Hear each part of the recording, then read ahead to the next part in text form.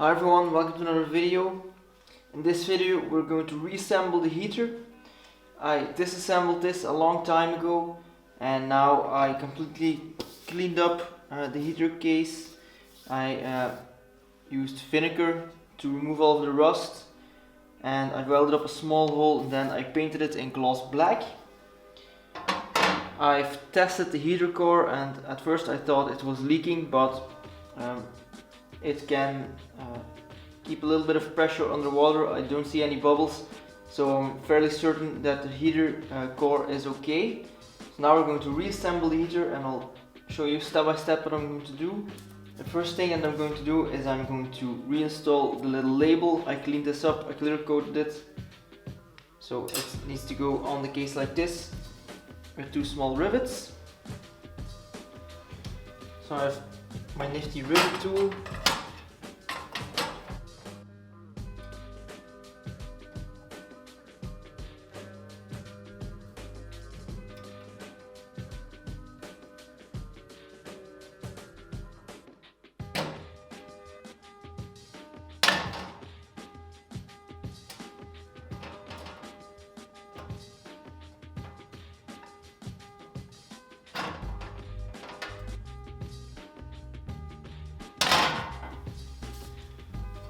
So that's the label reinstalled.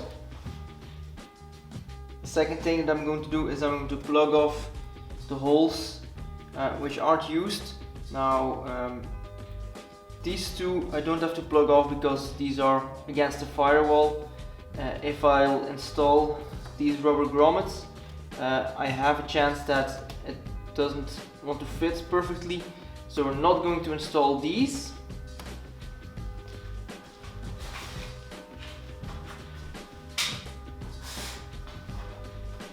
But in the main cage there are some holes that aren't necessary. There's a big hole in the center. Normally it was just covered by some tape or some adhesive velcro. So I have a nice rubber grommet that I'm going to install.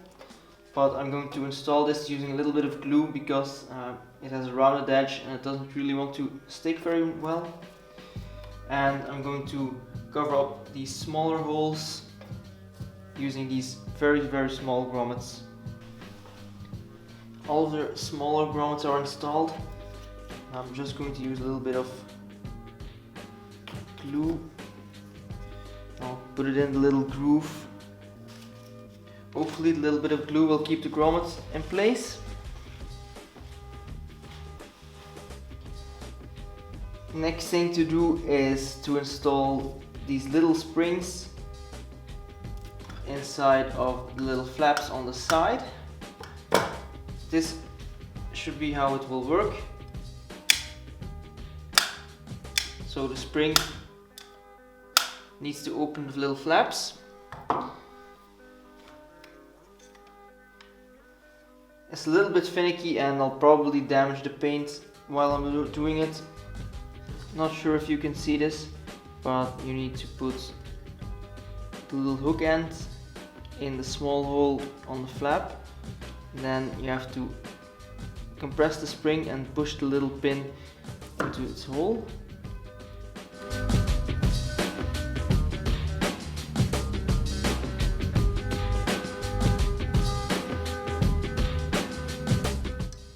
So you're ruining the paint on your nicely painted parts.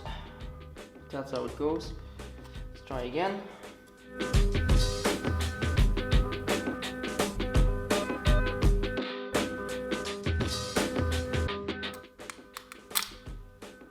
Okay.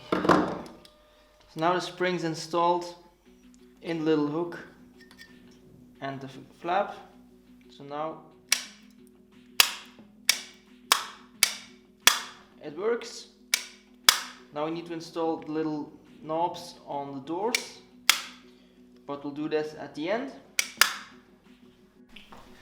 What we're going to do now is we're going to install the insulation on the core, because this will fit inside of the housing and the air will go from the inside towards the outside. So we need to seal off the edge of the core inside of the case so that all the air will go through the core and not along the sides. So you can see that there's a little bit of residue of the original seal left, so that's where we're going to place this new sealing. So this is adhesive backed closed cell foam. So we're just going to measure this around.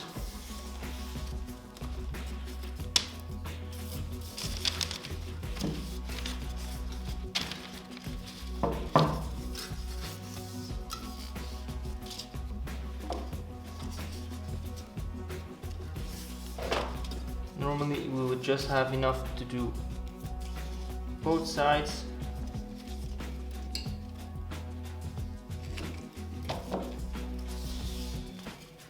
And we'll check if we have enough. We have a little bit of excess left.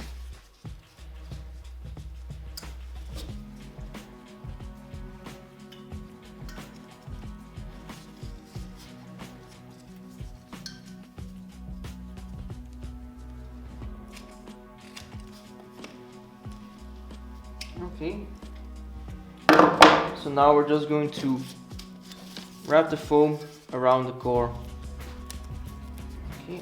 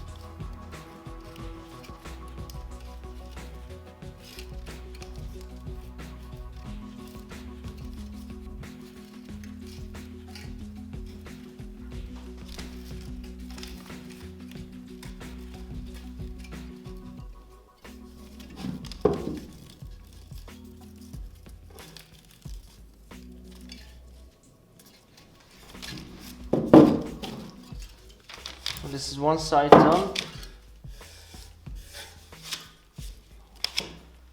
Now we'll just do the same on the other side. Now that the core has been packed in insulation, we can put the core inside of the housing, inside of the case.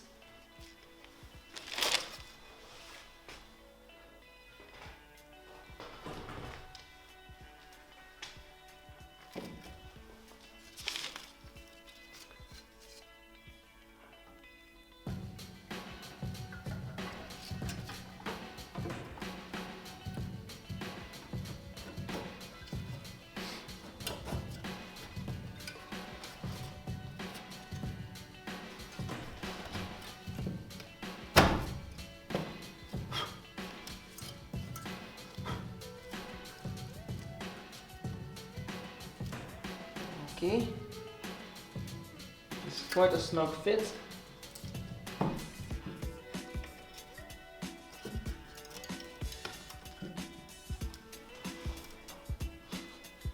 Now we have the little cover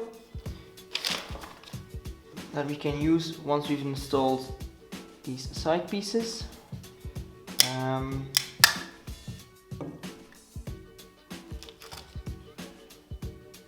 And while we're installing this, we need to make sure that the little flap opens towards the cabin, so it's towards the heater outlet.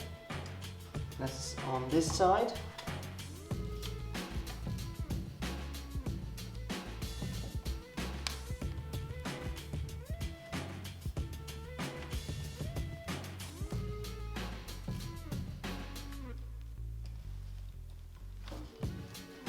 Okay, so now we can install the little cover. The center of the heater has now been completed. Now we can put the cover on, and the cover will keep everything together. So this will make sure that the sides won't move and the core can't move. Normally it would have had 4 screws in the corner and then some rivets in the center, but I'm going to completely rivet this.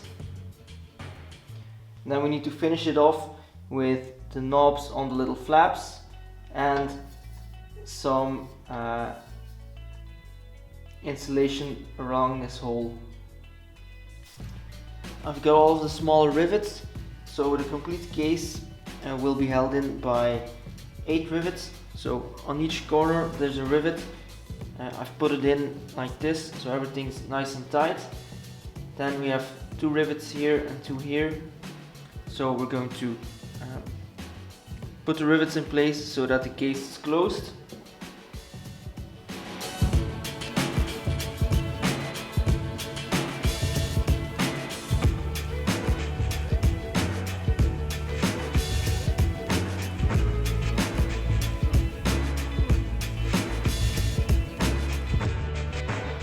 So the 2 bottom ones have been tight, now we have the 2 on top.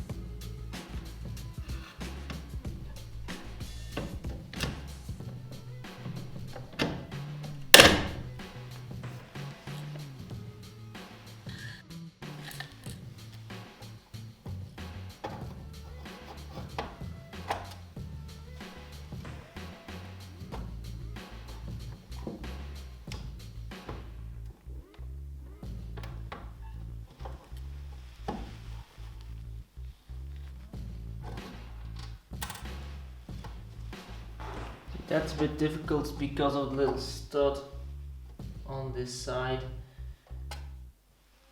So I might actually have to use some screws in the center.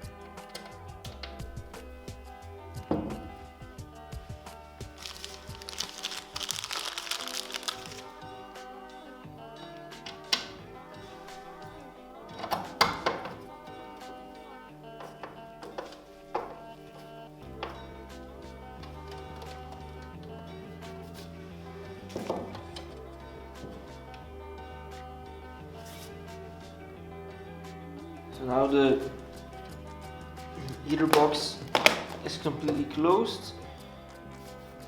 There are a couple of things that we still need to do. One is to make little knobs for the flaps, and one is to put a seal on the outside of the box that will be facing towards the front bulkhead. This is one of the little knobs for the doors of the heater box. This is the only one that I still had.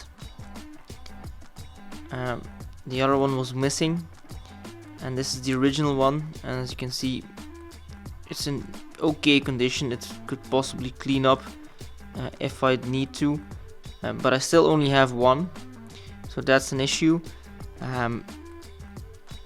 What I'm going to do, of what I have done, is I've completely measured this with all the holes, all the angles, and I made a 3D model.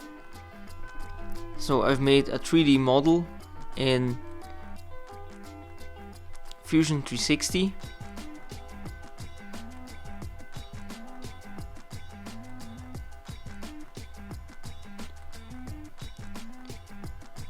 And I have made a couple of prototypes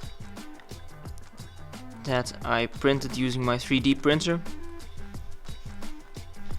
and the prototypes I made out of PLA. This is one of the, I think the third prototype that I made, and this is printed out of black PLA plastic with my 3D printer. So it's just a desktop 3D printer, and it's pretty close and it fits on the heater box, and the hole's big enough for the retaining screw. So I know that this is okay dimensions wise. However, PLA plastic has a very low glass transition temperature, which meaning that around 50 to 60 degrees centigrade it gets quite soft. So nothing you can use in a hot car on a summer's day or on a heater box. So at the moment I am printing the definite parts using PETG plastic, and we'll go and take a look at the 3D printer now it's printing it, and I'll show you the parts when we can finally install them on the heater box.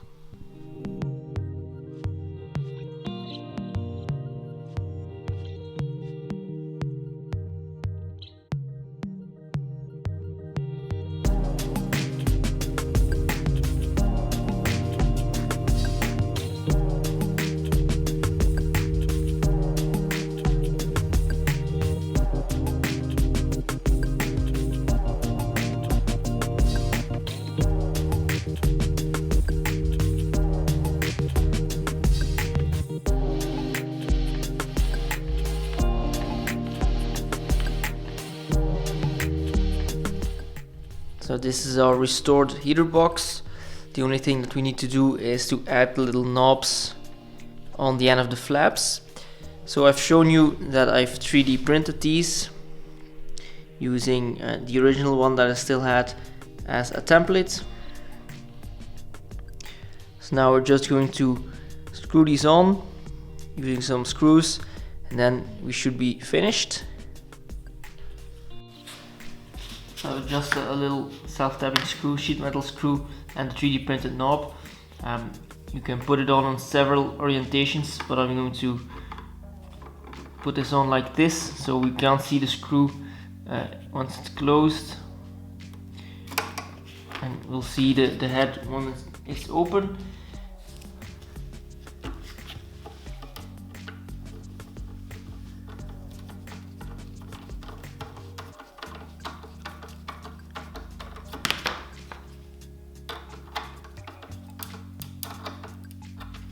Okay, and once the screw is in, it's completely flush, like this.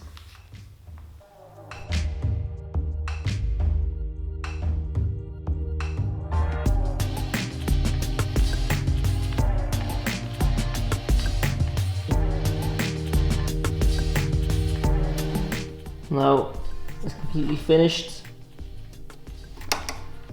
The flaps work, and it looks really original.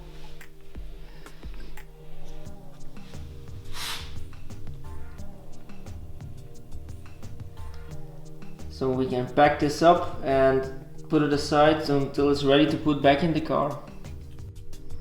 So this is the end of this video. I hope you enjoyed it. As you can see, it's completely restored. We put new knobs on there. We completely painted and cleaned everything. We put this serial plate back on. We've filled in all of the holes with little plugs, replaced everything, cleaned the core, put new insulation in there. So it's nice and clean, ready to put back in. I hope you enjoyed the video. Don't forget to subscribe to this channel so you won't miss any of the upcoming videos, and I hope I see you then. Goodbye.